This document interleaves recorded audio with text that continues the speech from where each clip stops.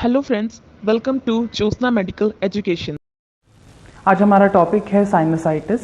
Sinusitis एक ऐसा condition होता है जब साइनस के जो टिश्यूज़ होते हैं, साइनस को जो लाइन करने वाली टिश्यूज़ होती हैं, उनमें इन्फ्लेमेशन या स्वेलिंग आ जाती है। सबसे पहले हम ये देख लेते हैं कि साइनस क्या होते हैं। साइनस वो छोटे से गड्ढे टाइप के स्ट्रक्चर्स होते हैं जिसको हम हॉलो कैविटी कहते हैं, जो स्कल में और फेस के बोन्स में प्रेजेंट होते हैं। ओके, तो नाक के पास एक्चुअली फ्रंटल में, मैक्सिलरी में, इथमोइडल स्पेसेस में जो होते हैं ये गड्ढे प्रेजेंट होते हैं, तो उनको हम साइनस या फिर पैरानेजल साइनस कहते हैं। पैरानेजल क्योंकि ये नाक के चारों तरफ है। ओके, सो इन साइनसेस का नॉर्मली क्या काम है? एयर जो होता है वो यहीं से गुजरते हुए पास होता है, चाहे वो किसी भी दौरान हो, एक्सेल करने के दौरान हो या इनहेल करने के दौरान हो। साथ ही साथ ये जो साइनसेस हैं इनके टिश्यूज म्यूकस बनाते हैं।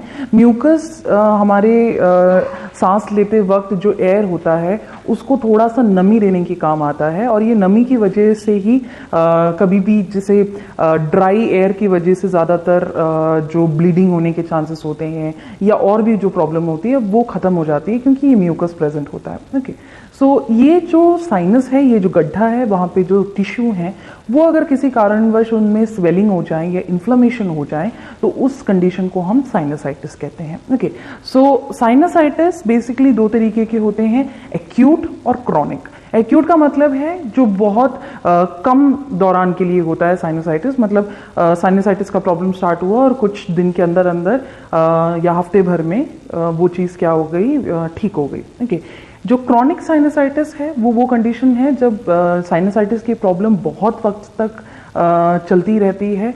हम ज़्यादातर पेशेंट्स में देखते हैं कि 12 हफ्तों तक साइनसाइटिस की प्रॉब्लम मेडिसिन देने के बावजूद भी कुछ पेशेंट्स में रह जाती है, उसको हम क्रॉनिक साइनसाइटिस कहते हैं। ओके, अगर हम कारण के बारे में बात करें, इटियोलॉजिकल फैक्टर, तो कारण जैसे नाक में पॉलिप का बनना। पॉलिप मतलब जो वहाँ पे सेल्स हैं उनका थोड़ा ज़्यादा ग्रो कर जाना जो नॉर्मल नहीं होता है, ऐसा जो होता है उसको हम नेजल पॉलिप कहते हैं। या फिर जो ये सेप्टम है, ओके, ये जो बोन है नेजल का, इसका थोड़ा सा टेढ़ा होना। काफ़ी बच्चे ऐसे होते हैं जो थोड़े से टेढ़े बोन के साथ पैदा होते हैं, तो इस वजह से भी एक किसी जिस तरफ भी टेढ़ा होगा उस तरफ नाक के वहाँ पे क्या होगा, ब्लॉकेजेस हो जाएंगे।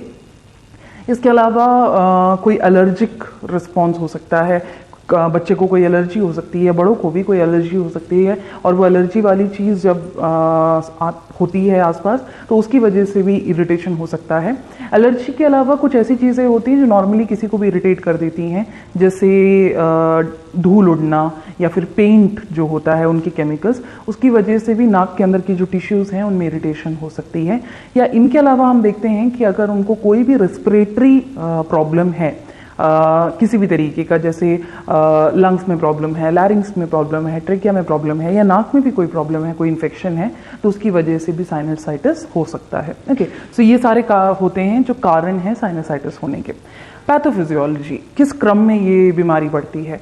ज़्यादा देखा जाता है कि कोई भी अगर एलर्जी या कोई भी ऐसा पॉलिप वगैरह हो तो उसकी वजह से वहाँ पे जो छोटे छोटे जो ब्लड वेसल्स होते हैं जिनमें ब्लड फ्लो कर रहा होता है, वहाँ से मतलब वहाँ पे प्रेशर पड़ने की वजह से उस ब्लड वेसल के अंदर से जो पानी है, फ्लूइड होता है, वो बाहर आना शुरू हो जाता है। वो बाहर आके यहाँ पे इकट्ठा हो जाता है, और इकट्ठा होने की वजह से वहाँ पे जो नोज है उसके वहाँ पे ऑब्स्ट्रक्शन हो जाता है, रुकावट आ जाती है। रुकावट आ जाएगी तो साइनस छोटे छोटे गड्ढे से होते हैं, वो उनमें रुकावट आ जाती है। उनमें रुकावट आ जाती है तो ऑलरेडी वो म्यूकस बना ही रहे हैं, वो म्यूकस बाहर नहीं जा पाएंगे, वहीं पे रुक जाएंगे, और काफ़ी टाइम तक रुकने के बाद उन म्यूकस के अंदर बैक्टीरिया ग्रो करने लगते हैं, और बैक्टीरिया ग्रो करने की वजह से वहाँ पे पस जैसा बनने लगता है, और फिर वो धीरे धीरे फूलने लगेगा या स्वेलिंग होगी और साइनसाइटिस हो जाएगा। ओके, अगर हम बात करें लक्षण की कि किस तरीके के क्लिनिकल मैनिफेस्टेशंस हम देखते हैं पेशेंट में, तो नॉर्मल सी बात है कि यहाँ पे जब ज़्यादा ऑब्स्ट्रक्शन हो जाएगा या रुकावट आ जाएगी तो ये जो एरिया है ये थोड़ा फूल जाएगा। तो ऑब्स्ट्रक्शन पहली चीज़ है, कंजेशन हो जाएगा, सांस लेने में दिक्कत होगी, साथ ही साथ दर्द होगा, नाक के तरफ दर्द होगा, फेस में कहीं पर भी दर्द हो सकता है, जैसे हेडेक होगा, ईयर की तरफ पेन हो सकता है, दांतों की तरफ पेन हो सकता है, क्योंकि मैक्सिलरी साइड जो ऊपर वाले जो जबड़े होते हैं उनकी तरफ भी साइनस होते हैं, तो इनमें कहीं भी पेन होने के चांसेस हैं। यहाँ से थोड़ा पानी पानी जैसा या पस जैसा डिस्चार्जेस आ सकता है, जो बैड स्मेल वाले डिस्चार्जेस होते हैं, जिनको हम पुरलेंट डिस्चार्ज कहते हैं, पस वाले डिस्चार्जेस आ सकते हैं। ये अगर ज़्यादा बैक्टीरियल ग्रोथ होने लगे तो फीवर होने के चांसेस हैं, उसी के साथ साथ कमज़ोरी आने के चांसेस होते हैं।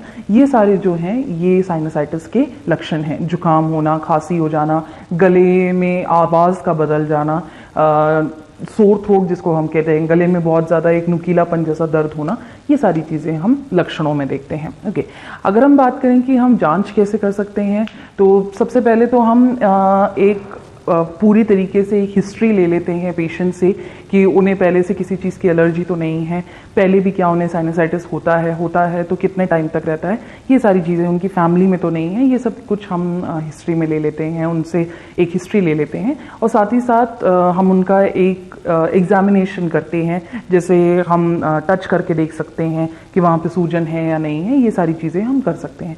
इसके अलावा हम ब्लड टेस्ट करा सकते हैं ये देखने के लिए कि इन्फेक्शन है या नहीं है। ओके, उसी के साथ साथ अगर हम बात करें एक्सरे की, तो नेजल एक्सरेज लिए जा सकते हैं, सीटी एमआरआईज लिए जा सकते हैं, ये सब कुछ हम जांच में करा सकते हैं। ओके, नेक्स्ट हम बात करते हैं कि हम इलाज कैसे कर सकते हैं। तो इलाज में अगर हम मेडिकल मैनेजमेंट की बात करें तो सबसे पहले अगर बैक्टीरिया की वजह से है तो एंटीबैक्टीरियल दे सकते हैं या एंटीबायोटिक दे सकते हैं, या फिर किसी भी और ज़्यादातर बैक्टीरिया की वजह से होता है या किसी और जीवाणु की वजह से है तो उस हिसाब से हम एंटीमाइक्रोबियल दे सकते हैं। एलर्जी की वजह से है और उस वजह से वहाँ पे इरिटेशन हो रहा है जिस वजह से ये प्रॉब्लम हो रही है तो हम उन्हें एंटीहिस्टामिन दे सकते हैं। एंटीहिस्टामिन देने से जो खुजली जैसा या फिर जो इरिटेशन वहाँ पे हो रही होगी वो चीज़ कम हो जाएगी। बहुत ज़्यादा अगर वहाँ पे ऑब्स्ट्रक्शन है जिस वजह से सांस लेने में दिक्कत हो रही है तो हम डीकंजेस्टेंट दे सकते हैं। डीकंजेस्टेंट देने से वहाँ पे जो फुला हुआ है वो सही हो सकता है।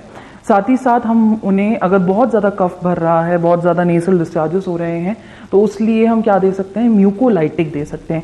म्यूकोलाइटिक वो ड्रग होते हैं जो इन म्यूकस को, क्योंकि साइनस वैसे ही म्यूकस बना रहे हैं, राइट, तो म्यूकस को क्या करेंगे, तोड़ने में मदद करेंगे। जब वो टूट जाएंगे तो बहुत आसानी से जब हम उन्हें स्टीम वगैरह देते हैं तो बहुत आसानी से वो पूरा डिस्चार्जेस बाहर आ जाएंगे और जब आ जाएंगे साइनस फ्री हो जाएगा तो जो प्रॉब्लम है वो कम हो जाएगी। ओके, सो जो स्टीम इनहेलेशन है, म्यूकोलाइटिक्स हैं, ये सारी चीज़ें साइनसाइटिस में बहुत इंपॉर्टेंट होती हैं। नेक्स्ट हम बात करते हैं सर्जरी की। नॉर्मल साइनसाइटिस में वैसे सर्जरी की ज़रूरत नहीं होती है, लेकिन अगर और कोई कारणवश है, जैसे हमने बोला पॉलिप की वजह से है, तो सर्जिकली पॉलिप को क्या किया जाता है, कट करके रिमूव किया जाता है, क्योंकि वो एक्स्ट्रा ग्रोथ होती है। अगर जो सेप्टम है नेजल का वो तिरछा है तो ऑपरेट कर कर उसको सीधा किया जा सकता है ताकि आगे प्रॉब्लम ना हो। साथ ही साथ अगर किसी कारणवश बहुत ज़्यादा पस भर गया है, म्यूकस और पस भर गया है और वो नहीं निकल रहा है स्टीम के बावजूद भी, तो फिर छोटा सा होल कर कर उस चीज़ को ड्रेन करके बाहर निकाला जा सकता है। ये सारी चीज़ें हम सर्जिकली कर सकते हैं। ओके, नर्सिंग मैनेजमेंट की अगर हम बात करें तो नर्सिंग मैनेजमेंट में एज अ नर्स हम पेशेंट को एडवाइस करते हैं कि उन्हें प्रॉपरली स्टीम लेना है। अगर हमारे जो पेशेंट है वो हमारे पास एडमिटेड हैं और वो खुद नहीं ले पा रहे हैं तो हम उन्हें हेल्प करते हैं स्टीम इनहेलेशन में। बहुत सारा पानी पीने के लिए हम एडवाइस करते हैं ताकि म्यूकस जो है वो गाढ़ा ना हो और वो जल्द से जल्द ड्रेन होके बाहर निकल आए। ये सारी चीज़ें हम उनसे ये पता करते हैं कि किस चीज़ की एलर्जी है उन्हें अगर है तो, और हम उन्हें एडवाइस करते हैं कि किस तरीके से वो उन चीज़ों से दूर रहकर साइनसाइटिस के आगे आने वाले अटैक से क्या हो सकते हैं, बच सकते हैं। ओके, और दवाइयाँ कितनी ज़रूरी हैं टाइम पे लेना, ये सारी चीज़ें हम नर्सिंग मैनेजमेंट में उन्हें बता के दे सकते हैं। तो ये था साइनसाइटिस के बारे में। अगर आपको इससे रिलेटेड कोई डाउट है तो आप पूछ सकते हैं। Thank you.